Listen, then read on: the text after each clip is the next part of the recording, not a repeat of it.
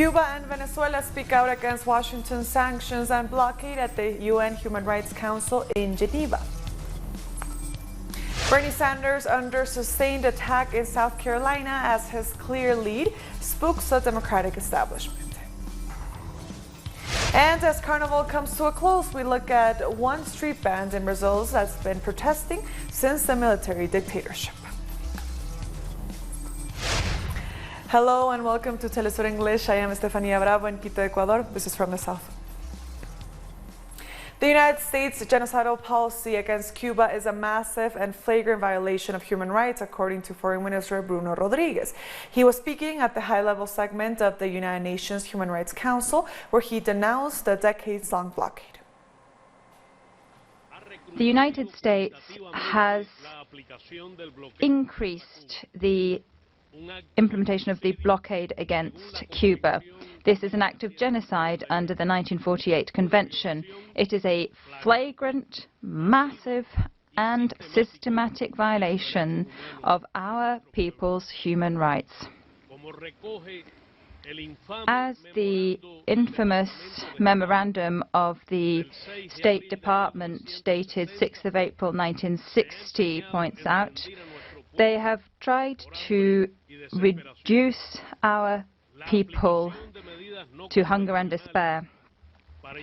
The implementation of unconventional measures to prevent our country from procuring fuel has harmed every field of daily life for our citizens: public transport, education, healthcare, food.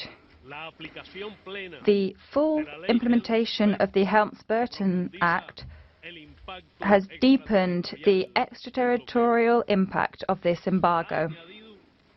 And Venezuela's foreign minister told the UN Human Rights Council that U.S. sanctions deliberately target the Venezuelan people in an effort to oust the government. We are suffering a systematic attack against our people, which is being waged by the United States authorities in full awareness of the effects that ensue. The social and humanitarian consequences are, in fact, very carefully planned goals which are pursued in order to achieve the unlawful political and economic goals that Washington has set itself. And Foreign Minister Arreaza is holding bilateral meetings on the sidelines of the Human Rights Council. The Venezuelan delegation had the opportunity to meet with Russian Foreign Affairs Minister Sergei Lavrov and also held a meeting with the high-level representatives in Geneva from the Islamic Republic of Iran. Minister Arreaza is expected to also take the opportunity to sit down with Cuba's top diplomat Bruno Rodriguez. Moving on, an 11-member Commonwealth Observer Group has arrived in Guyana to accompany next Monday's general elections. Over the next 3 days, the group will meet the Guyana Elections Commission, political parties and civil society groups, as well as the media and the police. The group's mission is to ensure that all processes are in keeping with Guyana's laws and its regional and international commitments. The group was invited by the Ministry of Foreign Affairs. Guyana's ruling coalition has backed the Elections Commission's decision to reduce the use of private residencies, as polling stations say it would make it for more credible elections. The opposition has rejected the move to use public buildings or tents instead.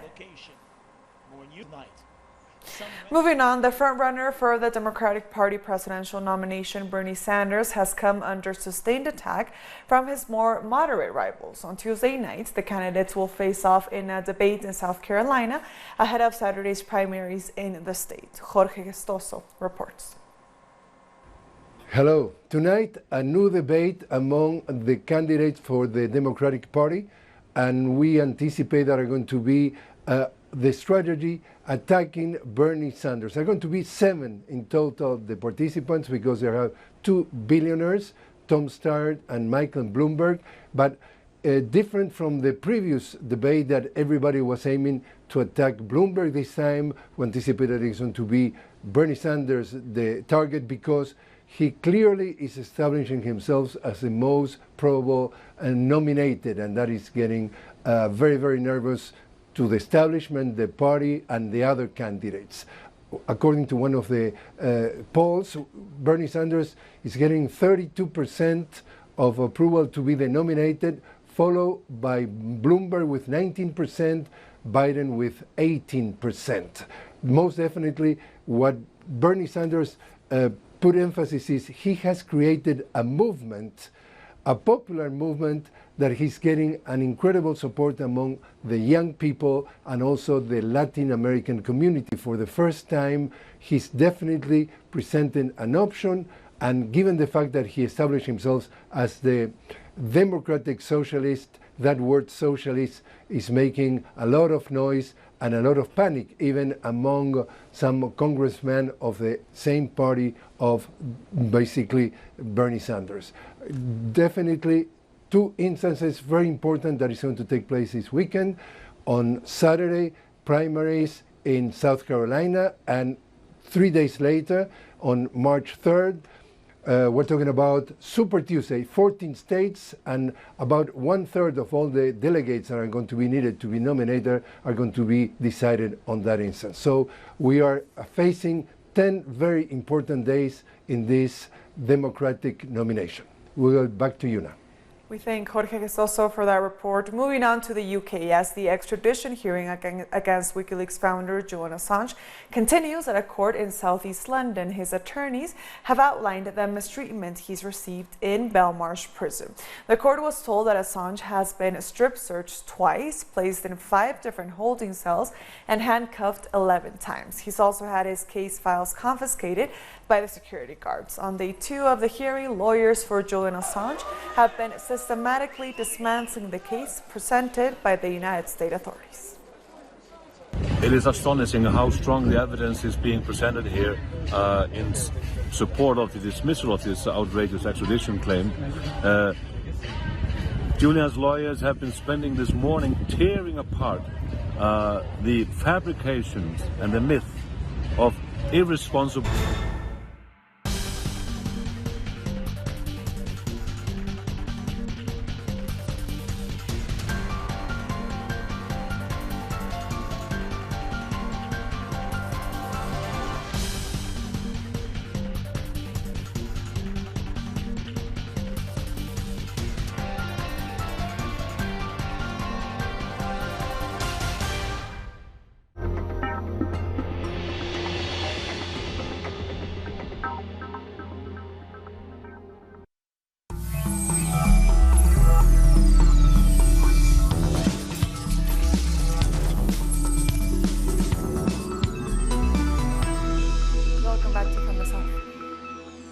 A group of 15 young people from around the world have volunteered for the 3rd Che Guevara Internationalist Brigade in Venezuela. They are learning about the experiences of popular organizations in the Bolivarian Revolution. The volunteers from Brazil, Jamaica, and the United States are visiting Venezuela to get a first-hand look at the reality of the country. They visited Petare, one of the largest neighborhoods in Caracas, to learn about the education and trade opportunities offered to the young people and adults right here at this center. It's a space for training and production for young people in Petare and surrounding neighborhoods to learn about the nation's culture. It used to be a school which was abandoned by the opposition mayor Carlos Ocariz. In 2011, with the help of communal councils, the space was obtained once again, and thanks to the revolution, we were able to obtain the financial support to transform the space into what it is today. It's incredible to get to experience the revolution, to feel it in the streets, amongst the people, to be able to touch them, to embrace them, to hear them, in a revolution that is in progress. Caracas is more alive than ever. It is a center for the resistance against the imperialist attacks of the war. The volunteers are halfway through their 2-week journey and have learned about popular construction, political organization, and training activities. They have also participated in meetings with political leaders and workshops on the geopolitical situation in Venezuela, in addition to experiencing the warmth of the people. The voluntary work, one of the principles of the Che Brigade, encourage people to donate whatever they can to help their fellow citizens. My experience has been incredible here. What the Venezuelan people have been able to do with the Bolivarian Revolution, keeping the spirit of socialism alive despite tremendous adversity with sanctions from so many of the imperialist nations in the world. The volunteers who hail from the United States have rejected the unilateral coercive measures applied by the Donald Trump government against the South American nation. I think sanctions are a form of warfare. I think sanctions are not a peaceful way of resolving conflict in the world. I think the American government certainly uses sanctions in order to destabilize nations. They are visiting a country that international media say is filled with chaos, bad governance, and violence. The contrast is world apart. What we see here is totally different because they tell us so many lies and now we are experiencing the truth. Seeing the love between the people and learning that we have the same enemy, which is the rich and the imperial state. It's truly something wonderful. The love that I feel in my heart, the hope, the strength that I carry with me, I will never forget it. The brigades are frequently carried out, seeking to strengthen ties through diplomacy among people and to share the truth about Venezuela's reality with the world.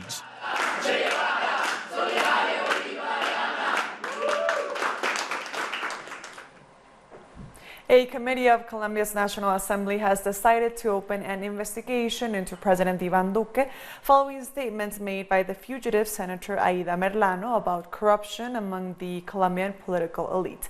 Hernan Tovar has more. After lawmakers David Racero and Fabian Diaz of the Green Party presented an accusation before a congressional committee to investigate President Ivan Duque, the committee decided to open an investigation against Duque for the crimes of vote buying and attempted manslaughter. This after Senator Aida Merlano, who is now in detention in Venezuela, gave statements to the Colombian media. Some analysts say that the Congressional Committee, the Accusations Committee, is over-politicized because, since it was set up, the committee has opened several investigations, but none have reached a conclusion. An indigenous leader was murdered in the Terraba region of Costa Rica on Monday night. Jerry Rivera, aged 23, was helping to defend 13 indigenous families who have been under attack from landowners after they recovered their ancestral lands. Videos posted online shows the scene moments after the attack against Rivera. The National Front of Indigenous Peoples in Costa Rica has accused the government of doing nothing to prevent attacks on its people. Haiti's capital, Port-au-Prince, has been placed on lockdown following violence that erupted on Sunday when soldiers attacked police who had taken to the streets. The police have been demanding better working conditions and the right to form a labor union. The ensuing violence left 2 officers dead and scores of others nursing serious injuries. A few hours after the incidents, the government announced the cancellation of this year's Carnival celebrations. The last day of Carnival is being celebrated in much of the Caribbean and Latin America. Our correspondent Brian Amir reports from Ouro Preto on the Fat Tuesday festivities taking place in Brazil. Today is Fat Tuesday. It's the last day of Carnival. After 3 days of taking it to the streets, dancing behind drum groups, watching carnival parades, eating and drinking with friends and family, and in many cases protesting against the rise of neo-fascism, Brazilians across the country are getting their last energy together for one more day of this. And here in Ouro Preto, which is one of the oldest traditional towns in Brazil, the chant that's been most popularly heard on the streets throughout the early hours of the morning, in the daytime, in the nighttime, is against neo-fascist President Jair Bolsonaro. The momentum is building. This is traditionally a festival in which the social classes are inverted. In many cities, larger cities like Rio de Janeiro and Salvador, the rich have co-opted much of the carnival process, but in most places across the country, it's still a working class phenomenon. It's a moment when the voices of the working class take priority over the bourgeois and the elites, and the voice from the streets this year is out with Bolsonaro. So the question is, it all ends tomorrow. Tomorrow's Ash Wednesday.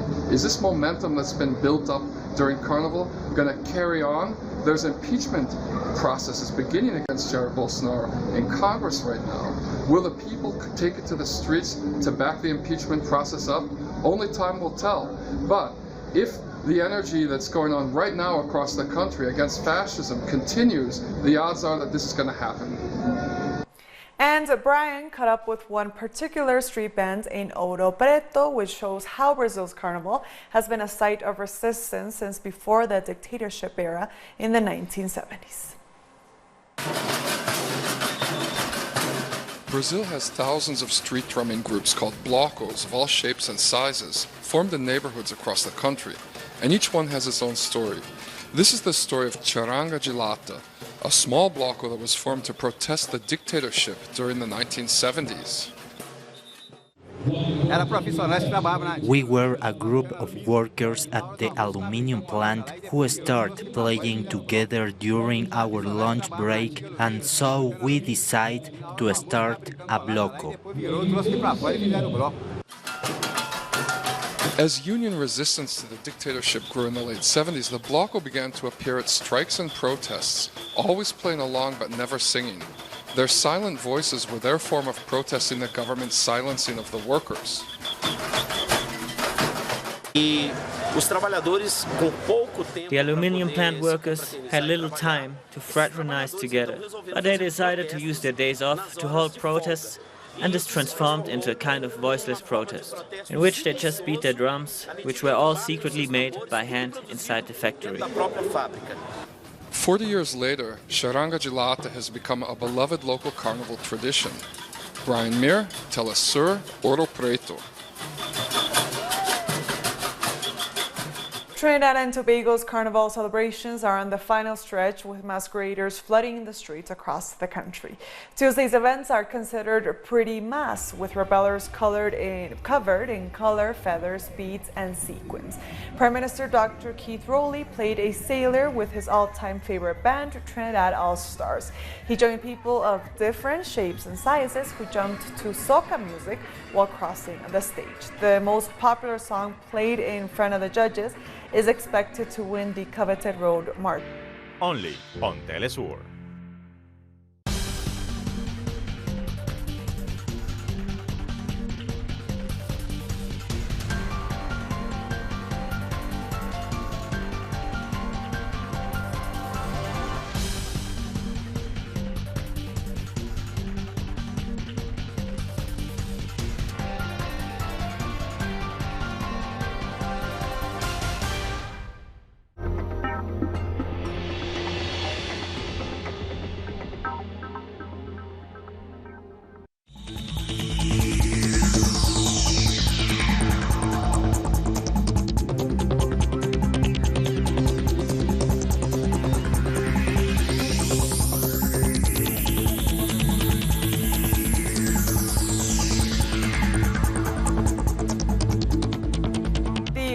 Deputy Health Minister has been infected with the coronavirus. Iraq Harirki appeared at a news conference on Monday where he appeared to be sweating and coughed repeatedly. Later, he posted a video from his hospital confinement where he confirmed the infection. The Iranian authorities have confirmed 95 cases of COVID-19 in the country with 15 deaths. I too have been infected with coronavirus. I've had a fever since last night, and my preliminary test came back positive around midnight. I've isolated myself somewhere since. This is a democratic virus. It does not discriminate between the rich and the poor. Look after yourselves. The Iranian Foreign Minister Javad Zarif has called for more regional cooperation in tackling the COVID-19 virus. In a tweet, Zarif said, like other viruses, including terrorism, COVID-19 knows no borders and doesn't distinguish between ethnicities or faiths. Italy has announced 3 new coronavirus deaths in the Lombardy region. It brings the number of people who have died from the infection in the country to 10. We recorded the deaths of 3 people over the last few hours. 3 people in Lombardy, 3 people who are over 80. And in Spain, hundreds of tourists, mainly from Britain and other European countries, have been locked up in a hotel after an Italian guest tested positive for COVID-19. The infected tourist is reportedly a doctor from Italy's northern region, where most of Italy's 322 cases have been concentrated. Meanwhile, China says the results of the clinical trials of the drug remdesivir, which has shown preliminary effects in treating COVID-19, will be known by the end of April. It has shown initial results in treating novel coronavirus in a report from the United States. China has already formally begun clinical tests of this drug in a number of hospitals in Wuhan. These clinical tests are currently underway, and the results can be published by April 27. We are paying a lot of attention to that date. Moving on, Indian police have reinforced security in the capital, New Delhi, as the number of people killed in protests against the citizenship law rose to 13. Police have blocked roads to restrict movement in the capital and impose restriction on large gatherings in the area, as mostly anti-Muslim rioters set fire to buildings and vehicles and attacked journalists. At least 150 people have been injured in the violence. The new citizenship law has raised worries that President Narendra Modi wants to remold secular India into a Hindu nation while marginalizing the country's 200 million Muslims. The protesters have left Jafrabad metro station, and the Mojpur job is also clear. Now this road, 66 Futa road, is absolutely clear of all protests and all activities. The G5 Sahel Region General Assembly has started in Mauritania. Representatives from Burkina Faso, Chad, Mali, Mauritania, and Niger have gathered in the capital, Nouakchott, to discuss security matters affecting West Africa. During the summit, Mauritania is set to assume the rotating G5 Sahel presidency, tasked with coordinating the fight against irregular armed groups in the region. South African trade unions have called for nationwide protests against austerity measures proposed by Finance Minister Tito Mboweni. General Secretary of the South African Federation of Trade Unions, Saweleng Simajavi, called on citizens to reject attempts to force the working class to bear the burden of the crisis caused by failed neoliberal policies the government embraced despite warnings from the labor movement. Mboweni is on February 26 expected to unveil a set of austerity measures, including a wage freeze for all public service workers and retrenchment of thousands of workers from state-owned companies. Egypt's former President Hosni Mubarak has died at the age of 91 in the capital, Cairo, according to state media. Mubarak reportedly died at a hospital after undergoing an unspecified surgery. The former president spent nearly 3 decades in office before he was ousted by the military in 2011, following weeks of protests during the so-called Arab Spring. He was found guilty of complicity in the killing of protesters during the uprising. The conviction was subsequently overturned and he was freed in March 2017. Thousands of Algerian students have marched in the streets of Algiers, marking the first anniversary since they joined the protest movements.